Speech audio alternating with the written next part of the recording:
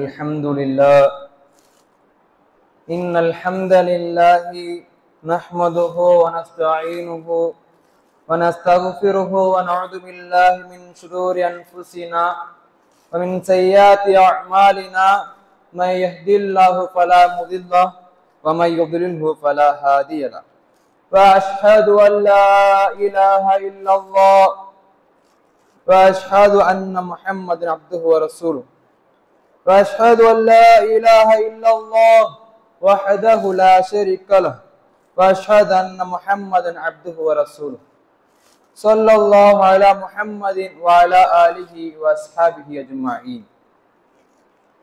يا أيها الناس أوصيكم ونفسي بتقوى الله. أعوذ بالله من الشيطان الرجيم.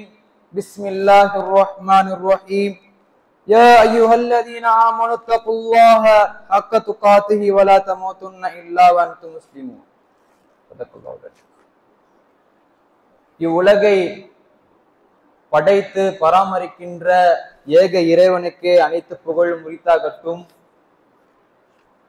அவனது சாந்தியும் சமாதானமும் இவ்வுலகிற்காக அனுப்பப்பட்ட அத்துணை நபிமார்கள் மீதும், குறிப்பாக எமது பெருமானார் ஸல்லல்லாஹு அலைஹி வஸல்லம் அவர்கள் மீதும், அவர்களை அப்படியே பின்பற்றி வாழ்கின்ற வாழ போகும் நம் அனைவர் மீதும் என்றென்றும் நின்று நிலவட்டுமாக.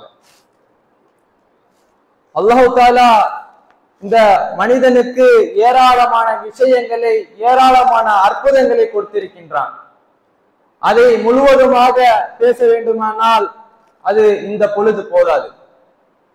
அல்லாஹ் தஆலா குர்ஆனிலே ஒவ்வொன்றாக பல அத்தாட்சிகளை கூறிக்கொண்டு வருகின்றான். அதிலே மொத்தமாக இந்த உலகத்தை மட்டும் குறிப்பிட்டு காண்பிக்கின்றான். 51வது அத்தியாயத்திலே 20வது வசனத்தில் அல்லாஹ் தஆலா கூறுகின்றான், வஃபில் அர்தி ஆயாத்துல் லில் மூகின் என்று கூறுகின்றான்.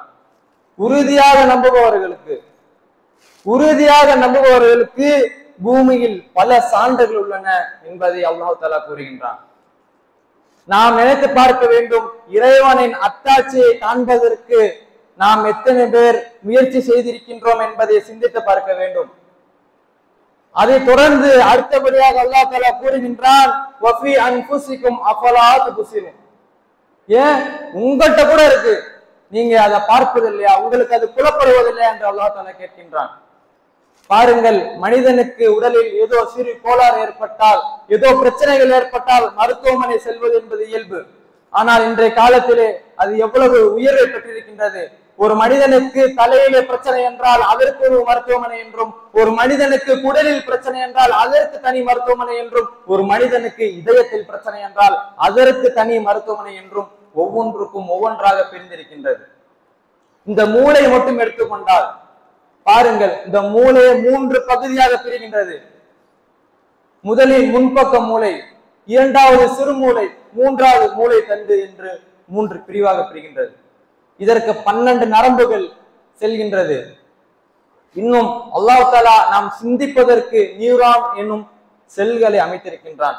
ஒன்றல்ல இரண்டல்ல 86 பில்லியன் நியூரான்ஸ்களை அங்கு உற்பத்தி செய்திருக்கின்றான் நம் இறைவன் நமக்காக. இன்னும் அந்த ஒவ்வொரு நியூரானும் பல இணைப்புகளை கொண்டிருக்கின்றது. ஒன்றல்ல இரண்டல்ல 100 ட்ரில்லியன், ஏறத்தாழ 10 லட்சம் கோடி இணைப்புகளை அது பெற்றிருக்கின்றது. இன்னும் அந்த மனிதனின் மூளை 2.5 மில்லியன் அளவிற்கு, ஜிகாபைட் அளவிற்கு மெமரி உடையதாக இருக்கின்றது. இன்னும் 300 ஆண்டுகள் என்ன நடக்கின்றன, என்ன நடந்தது என்பதை ஸ்டோர் பண்ணி வைக்கும் அளவிற்கு திறனுடையதாக இருக்கின்றது. இப்படி பேசிக்கொண்டு போனால் பேசிக்கொண்டே போகலாம். ஒரு மனிதனுக்கு இவ்வளவு இருக்கின்றது என்றால் உலகத்தில் மட்டும் 8.2 பில்லியன் மக்கள் வாழ்கின்றார்கள். அவர்களுக்கும் இதே அமைப்பு தான் இருக்கின்றது. அதை சீரும் சிறப்புமாக யார் இயக்கி கொண்டு வருகின்றது என்பதை சிந்தித்து பார்த்திருக்கின்றோமா? இது நாள் வரை நமக்கு அந்த எந்த ஒரு பிரச்சனையும் வந்ததில்லையே, அதை சிந்தித்து பார்த்திருக்கின்றோமா என்று நாம் நமக்குள்ளே கேள்வி கேட்டு பார்க்க வேண்டும். அதைத்தான் அல்லாஹ் கேட்கின்றான், வஃபி அன்ஃபுசிக்கும் அஃபலா துப்சிரூன்.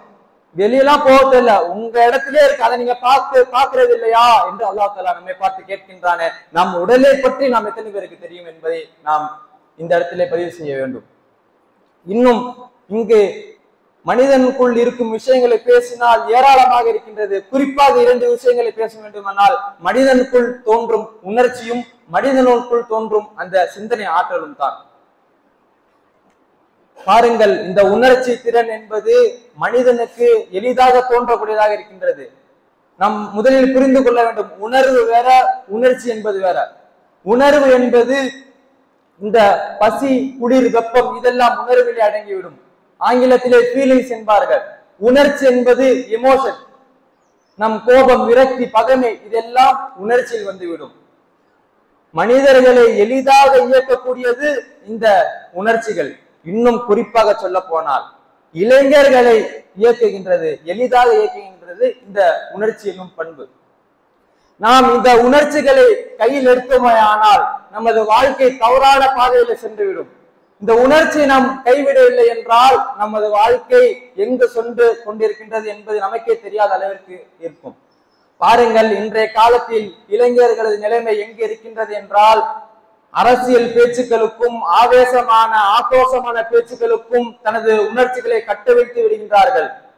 அவர்கள் என்ன பேசுகிறார்கள் என்பதை உள்நோக்கத்தை புரியாமல் அவர்களது பின்னாடி செல்கிறார்கள். நம் கண்கூடாக பார்க்க முடிகின்றது. ஆனால் ஒரு முஸ்லிம் அவ்வாறு இல்லை. ஒரு கூட்டத்திலே ஆயிரக்கணக்கான மக்கள் வந்திருக்கலாம், ஒரு கூட்டத்திலே லட்சக்கணக்கான மக்கள் வந்திருக்கலாம், ஒரு கூட்டத்திலே கோடிக்கணக்கான மக்கள் வந்திருக்கலாம். இருந்தாலும் அந்த ஆசை பாவனைகளை பார்த்து நாம் வீழ்ந்துவிடக் கூடாது. நாம் அறிவு தளத்திற்கு அதிக முக்கியத்துவம் கொடுக்க வேண்டும். உணர்ச்சிக்கு முக்கியத்துவம் கொடுத்தால் அந்த உணர்ச்சிகளை நாம் மேற்கொண்டோமே ஆனால் வாழ்க்கை முழுவதும் அதைத்தான் செய்து கொண்டிருப்போமே தவிர ஒரு நாளும் வாழ்க்கையில் முன்னேற மாட்டோம். இதுதான் இந்த உணர்ச்சிகளுடைய பங்காக இருக்கின்றது. இன்னும் இந்த உணர்ச்சி என்பது ஒருவன் கோபப்படுகிறான் என்றால் அதை பார்த்து உனக்கும் கோபம் வரும் என்றால் எனக்கும் வரும் என்று செய்யக்கூடாது. அது எவ்வாறு எனில், ஒரு மனிதன் குடியிலே விழுகின்றார், உனக்கு மட்டும்தான் விழு தெரியுமா, எனக்கு விழ தெரியும் என்று விழுவது எவ்வளவு பெரிய முட்டாள்தனமாக இருக்கின்றது. அதை போன்றுதான் இந்த உணர்ச்சிகளை பொங்க விடுவது என்பதாக இருக்கின்றது. நாம் நன்றாக சிந்தித்து பார்க்க வேண்டும். உணர்ச்சிகள் என்பது ஒரு வினாடி வந்து நம் வாழ்க்கையை கெடுத்து விடும். அந்த உணர்ச்சிகளை நாம் கண்டிப்பாக கைவிட வேண்டும். அல்லாஹ் தஆலா சூரா யூசுஃபிலே கூறுகின்றான், இது காலு ல யூசுஃபு வ அஹூஹு அஹப்பு இலா அபீனா மின்னா வ நஹ்னு உஸ்பா இன்னா அபானா லஃபீ தலாலின் முபீன். யூசுஃபுடைய சகோதரர்கள் தமக்கிடையே கூறினார்கள், யூசுஃபும் அவரது சகோதரரும் நம்மை விட நம் தந்தைக்கு மிக பிரியமானவர்களாக இருக்கின்றார்கள். நாம் தானே ஒரு குழுவாக இருக்கின்றோம், அதிக எண்ணிக்கையில் நாம் தானே ஒரு குழுவாக இருக்கின்றோம், சின்னமாக நம் தந்தை பெரும் தவறில் இருக்கின்றார் என்று யூசுப் அலைஹிஸ்ஸலாம் அவர்கள் சகோதரர்கள் பேசிக் கொள்கிறார்கள். பாருங்கள், அந்த பகைமை உணர்வு, எல்லாரும் சகோதரர்கள் தான், எல்லாருக்கும் தந்தை தான், அந்த பகைமை உணர்வு அவர்கள் எங்கு கொண்டு செல்கின்றது என்றால் அல்லாஹ் தஆலா அதை கூறுகின்றான். அவர்கள் பேசிக் கொள்கிறார்கள், யூசுஃபை நாம் கொலை செய்து விடலாம், அவர்களும் நம்மை போன்ற இளைஞர்கள் தான், ஆனால் அவர்களுடைய உணர்ச்சிகள் எங்கே கொண்டு செல்கின்றது என்பதை பார்க்க வேண்டும். அந்த பகைமை என்றும் இந்த உணர்ச்சி எங்கு கொண்டு செல்கிறது? யூசுஃபை கொலை செய்து விடலாம். அவர்கள் ஒருவர் கூறுகின்றார், கொலை செய்துதான் ஆக வேண்டும் என்றால் அவரை ஒரு ஆழமான கிணற்றிலே தூக்கி வீசிவிடலாம், வந்து போகும் பயணிகளில் யாராவது எடுத்துக்கொள்ளக்கூடும் என்பதை திட்டமிடுகின்றார்கள். அந்த திட்டத்தை உறுதி செய்து பிறகு தந்தையிடம் செய்கின்றார்கள். தந்தையிடம் கேட்கின்றார்கள், தந்தையே, யூசுஃபின் விஷயத்தில் நாங்கள் அக்கறை கொள்ளும் நிலையில் நீங்கள் எங்களை நம்பாமல் இருப்பதற்கு என்ன காரணம் என்பதை கேட்கின்றார்கள். பிறகு அவர்கள் கூறுகின்றார்கள், மறுநாள் அவரை எங்களுடன் அழைத்து செல்வோம், எங்களுடன் அனுப்பி வையுங்கள் என்பதை கூறுகின்றார்கள். எங்களுடன் உண்டு மகிழ்ந்து விளையாடட்டும் என்பதை பதிவு செய்கிறார்கள். அதற்கு யாக்கூப் அலைஹிஸ்ஸலாம் கூறியது, நீங்கள் யூசுஃபை அழைத்து செல்வது என்னை கவலையில் ஆழ்த்துகிறது. நீங்கள் அலட்சியமாக இருக்கும் பொழுது ஒரு ஓநாய் வந்து அடித்து தின்று விடுமோ என்பதை நான் பயப்படுகின்றேன் என்ற ஒரு விஷயத்தை கூறுகிறார்கள்.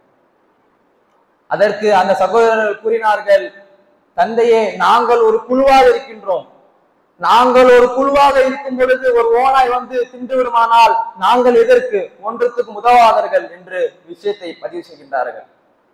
பிறகு வற்புறுத்தி யூசுப் அலைஹிஸ்ஸலாம் அவர்களை கூட்டி செல்கிறார்கள். கூட்டி சென்று விட்டு கிணற்றிலே போட்டி விட்டு புலம்பியவாறு வருகின்றார்கள். தந்தையிடம் கூறுகின்றார்கள், தந்தையே, யூசுஃபை ஒரு ஓநாய் அடித்து தின்று விட்டது. நாங்கள் ஓட்டப்பந்தயம் விளையாடி கொண்டிருக்கும் பொழுது யூசுஃபை ஒரு ஓநாய் அடித்து தின்று விட்டது. நாங்கள் உண்மையை சொன்னாலும் நீங்கள் இப்பொழுது நம்ப மாட்டீர்கள் என்ற விஷயத்தை பேசுகின்றார்கள். பிறகு யூசுப் அலைஹிஸ்ஸலாம் அவர்களை ஒரு மிஸ்ர் நாட்டின் ராஜாவாகிய அவர் விலைக்கு வாங்கி கண்ணியமான முறையிலே பார்த்து வருகின்றார், அவரை கவனித்து வருகின்றார். காலங்கள் செல்கிறது. அவர் வளர்ந்த பிறகு சில பொறுப்பிலே அமர்த்துகின்றார்கள்.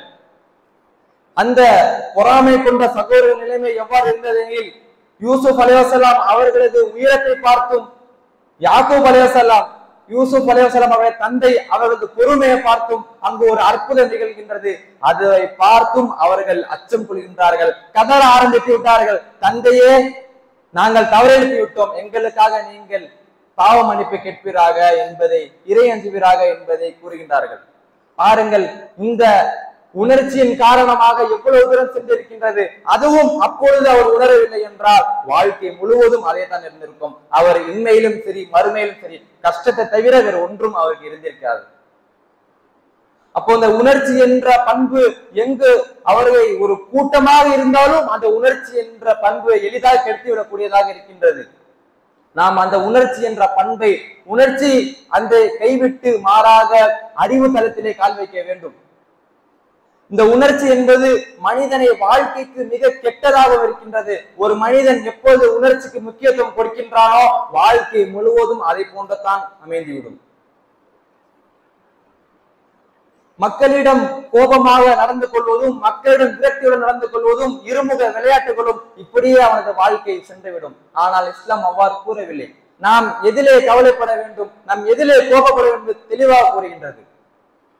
நாம் நமக்காக கோபம் வந்தால் அப்படி கோபப்படக்கூடாது என்று அல்லாஹ் தஆலா 3வது அத்தியாயத்திலே 134 வசனத்தில் கூறுகின்றார். மேலும் அவர்கள் சினத்தை அடக்கிக் கொள்வார்கள், மேலும் மக்களின் தவறுகளை மன்னித்து விடுவார்கள். அல்லாஹ் தஆலா கூறுகின்றார். அப்பொழுது நாம் கோபம் வரும் பொழுது, நமக்கான கோபம் வரும் பொழுது அதை நாம் மேற்கொள்ள கூடாது, அதை விட்டுவிட வேண்டும். அந்த கோபம் எப்படி இருக்க வேண்டும் என்றால், அலி ரலியல்லாஹு அன்ஹு அவர்கள் போர்க்களத்திலே ஒரு எதிரியின் மீது அமர்ந்திருக்கின்றார்கள், வெட்ட செல்கிறார்கள். அந்த நேரத்திலே அந்த எதிரி உமிழ்நீரை உமிழ்கின்றான் அலி ரலியல்லாஹு அன்ஹு அவர்கள் முகத்திலே. அவரை வெட்டி இருக்கலாம், அலி ரலியல்லாஹு அன்ஹு அவர்கள் வெட்டி இருக்கலாம். ஆனால் அவனை வெட்டாமல் விலகி வருகின்றார்கள். பின்னாளில் அவன் முஸ்லிமாக மாறுகின்றான். எவ்வாறெனில் அவன் கேட்கின்றான், அலியை நீங்கள் வெட்டி இருக்கலாம், ஆனால் வெட்டவில்லை, என்ன காரணம் என்று கேட்கும் பொழுது அதற்கு அலி ரலியல்லாஹு அன்ஹு அவர்கள் பதில் சொல்கின்றார்கள், நீர் உமிழ்நீரை உமிழ்ந்தாய், எனக்கு கோபம் வந்து விட்டது. அந்த நேரத்திலே நான் உன்னை வெட்டி இருந்தால் என்னுடைய சுயநலத்திற்காக, என்னுடைய தேவைக்காக நான் வெட்டியது போல் ஆகிவிடும். நான் எனக்காக சண்டையிட வரவில்லை, மாறாக அல்லாஹ்வுக்காகவும் அல்லாஹ்வுடைய தீனுக்காகவும் சண்டையிட வந்தேன், போரிட வந்தேன் என்பதை கூறுகின்றார்கள். அதை பார்த்து அந்த மனிதர் முஸ்லிமாக மாறுகின்றார். அப்பொழுது ஒரு கோபம் கூட எவ்வளவு நுட்பமாக இருக்கின்றது என்பதை இந்த இஸ்லாம் நமக்கு வகுத்து தருகின்றது. பாருங்கள், முன்னர் சொன்னது போல் இந்த இளைஞர்கள் நிலைமை அறிவுக்கு முக்கியத்துவம் கொடுக்காமல் உணர்ச்சிக்கு அதிக முக்கியத்துவம் கொடுக்கின்றார்கள். அதில் நம்மிலே எத்தனை பேர் இருக்கின்றோம் என்பதை யோசித்து பார்க்க வேண்டும். உமர் ரலியல்லாஹு அன்ஹு அவர்கள் கூறினார்கள், நீதி கொடுக்கும் பொறுப்பில் இருக்கும் பொழுது ஒருவர் ஒரு கண் பிடுங்கிய நிலையில் வந்தால், உடனடியாக நீதி தீர்ப்பை கொடுத்து விடாதீர்கள். ஏனென்றால் இவருடன் சண்டையிட்டவருக்கு இரு கண் பிடுங்கப்பட்டிருக்கலாம். எவ்வளவு நுட்பமான அறிவுபூர்வமான ஒரு அறிவுரையாக இருக்கின்றது. நாம் ஒரு தலைவரை தேர்ந்தெடுக்க போகின்றோம் என்றால் நாம் அந்த பேச்சாளரின் பேச்சிற்கோ, அந்த பேச்சாளரின் கூட்டத்திற்கோ, அந்த பேச்சாளரின் செல்வத்திற்கோ ஒருபோதும் மயங்கிவிடக் கூடாது. மாறாக அனைத்து விஷயங்களும் ஆராய்ந்து நுட்பமாக செயல்பட வேண்டும். இஸ்லாம் அதைத்தான் கூறுகின்றது. நபி ஸல்லல்லாஹு அலைஹி வஸல்லம் அவர்கள் கூறியது, ஒரு முஸ்லிம் விழுந்த குழியில் மறுபடியும் விழமாட்டான் என்று நபி ஸல்லல்லாஹு அலைஹி வஸல்லம் கூறினார்கள். பாருங்கள், இந்த விஷயம் நமது நுட்பத்தை குறிப்பிடுகின்றது. நாம் எவ்வளவு நுட்பமாக இருக்கின்றோமோ அப்பொழுதுதான் நாம் அதிகப்படி தவறு செய்ய மாட்டோம். எப்பொழுது இந்த உணர்ச்சிகளை கைவிடுகின்றோமோ அப்பொழுதுதான் இந்த அறிவு திறனுக்கு நாம் வேலை கொடுக்க முடியும். நாம் இந்த உணர்ச்சிகளை கைவிடவில்லை என்றால் நம் வாழ்க்கை முழுவதும் அதனுடன் போட்டி போட்டுக் கொண்டுதான் இருக்க முடியுமே தவிர நாம் மறுமைக்காக உழைப்பை உழைக்க முடியாமல் போய்விடும். நபி ஸல்லல்லாஹு அலைஹி வஸல்லம் அவர்களது வாழ்க்கையை பார்க்கலாம். நபித்துவம் கிடைத்த ஆரம்ப காலகட்டத்தில் இஸ்லாமை பரப்புரை செய்தார்கள் பொறுமையாக. அப்பொழுது முஸ்லிம்கள் தொல்லை தாங்க முடியவில்லை. ஒட்டகத்தின் கழிவுகளை போட்டார்கள், கழுத்தை நெரித்தார்கள், வார்த்தையால் பிச்சு கொதறினார்கள். இருந்தாலும் நபி ஸல்லல்லாஹு அலைஹி வஸல்லம் அவர்கள் பொறுமையை காத்தார்கள். திரும்ப அவர் பதில் பேசவில்லை, திரும்ப அடிக்கவில்லை. அவர்கள் பொறுமையுடன் அறிவை செயல்படுத்தி எதிர்காலத்திற்கு காத்து கொண்டிருந்தார்கள். நாம் எவ்வாறு இருக்கின்றோம் என்பதை சிந்தித்து பார்க்க வேண்டும். ஒரு வினாடி கோபம் வந்தால் அதே பொழுது நாம் அந்த கோபத்தை காட்டி விடுகின்றோம், அந்த விரக்தியை காட்டி விடுகின்றோம். நபி ஸல்லல்லாஹு அலைஹி வஸல்லம் அவர்கள் தாயிஃப் நகருக்கு செல்கின்றார்கள் அழைப்பு பணி செய்வதற்கு. அங்குள்ள பெரும் பெரும் தலைவர்கள் நபி ஸல்லல்லாஹு அலைஹி வஸல்லம் அவர்களை வரவிடாமல் அங்குள்ள ஊர் மக்களையும் அங்குள்ள சிறுவர்களையும் வைத்து கல்லால் அடித்து துரத்தினார்கள். நபி ஸல்லல்லாஹு அலைஹி வஸல்லம் அவர்களுக்கு ₹1 லாபம் இல்லை. ஆனால் நமக்காக இவ்வளவு பெரிய தியாகம் செய்திருக்கின்றார்கள் என்றால் நாம் எவ்வளவு தூரம் இந்த இஸ்லாத்தை கற்றிருக்கின்றோம் என்பதை கவனித்து பார்க்க வேண்டும். அவர்கள் இரத்தம் வழிய வெளியே நிற்கின்றார்கள். மலக்குமார்கள் கேட்கின்றார்கள், நபியை சொல்லுங்கள். 2 மலைகளுக்கிடையே வசித்துக் கொண்டு வருகின்றார்கள். நீங்கள் என்று சொன்னால் அவர்களை நசுக்கி விடலாம் என்பதை கேட்கின்றார்கள். அதற்கு நபி ஸல்லல்லாஹு அலைஹி வஸல்லம் கூறிய வார்த்தை, நாம இருந்தால் என்ன சொல்வோம் என்று யோசித்து பாருங்கள். அன்று நபி ஸல்லல்லாஹு அலைஹி வஸல்லம் சொன்னார்கள், இல்லை வேண்டாம் இருக்கட்டும், அவர்கள் இல்லை என்றாலும் அவர்களது சந்ததியினர் ஏற்றுக்கொள்ளலாம் என்று கூறினார்கள். இன்று தாயிஃப் நகரை தேடி பாருங்கள் எவ்வாறு இருக்கின்றது என்பதை. அந்த இடத்திலே அந்த அறிவுத்திறன் நபி ஸல்லல்லாஹு அலைஹி வஸல்லம் அவர்கள் எப்படி பயன்படுத்தினார்கள் என்பதை சிந்தித்து பாருங்கள். எனவே நாம் இளைஞர்களாக இருக்கின்றோம். நாம் இந்த 2 விஷயங்களையும் அதிகமாக கற்றுக்கொள்ள முடியும். எளிதாக இந்த உணர்ச்சிகளை பயன்படுத்துவது என்பது தானாகவே வந்துவிடும். ஆனால் கல்வி கற்பது என்பது, இந்த அறிவு தளத்திலே இருப்பது என்பது கொஞ்சம் கடினமாக விஷயம். உள்ளே செல்வது என்பது நபி ஸல்லல்லாஹு அலைஹி வஸல்லம் அதானே சொன்னார்கள், ஒவ்வொரு முஸ்லிமான ஆண் மீதும் பெண் மீதும் கட்டாய கடமை கல்வியை தேடுவது என்பது. அப்பொழுது இஸ்லாம் என்பது கல்வி தளத்திற்கே, அறிவு தளத்திற்கே அதிக முக்கியத்துவம் கொடுக்கின்றது. எனவே இன்றைய காலமும் அறிவு தளத்திலே தான் போராடி கொண்டிருக்கின்றது. நாம் முக்கியமான தேவை, முக்கியமான பங்கு வகுக்க வேண்டிய இடம் என்னவென்றால் அறிவு தளத்தில் தான். எனவே இளைஞர்களாக இருக்கின்ற நாம் இந்த அறிவு தளத்திலே அதிகமாக பயணிக்க வேண்டும். இந்த அறிவு தளத்தை அதிகமாக கற்றுக்கொண்டு இஸ்லாத்திற்கு நாம் கண்டிப்பாக உதவி செய்ய வேண்டும். அப்படிப்பட்ட பாக்கியத்தை வல்ல இறைவன் நம் அனைவருக்கும், இந்த இஸ்லாமிய சமூகத்தினருக்கும் அல்லாஹ் தஆலா தந்தருள் புரிவானாக என்று கூறி முடித்துக் கொள்கிறேன். பாரக்கல்லாஹு லி வ லக்கும் ஃபில் குர்ஆனில் அஸீம் வ நஃபஅனி வ இய்யாக்கும் பிமா ஃபீஹி மினல் ஆயாத்தி வ திக்ரில் ஹகீம். அகூலு கௌலி ஹாதா வ அஸ்தக்ஃபிருல்லாஹல் அஸீம் லி வ லக்கும் வ லிஸாயிரில் முஸ்லிமீன மின் குல்லி தன் ஃபஸ்தக்ஃபிரூஹு இன்னஹு ஹுவல் கஃபூருர் ரஹீம்.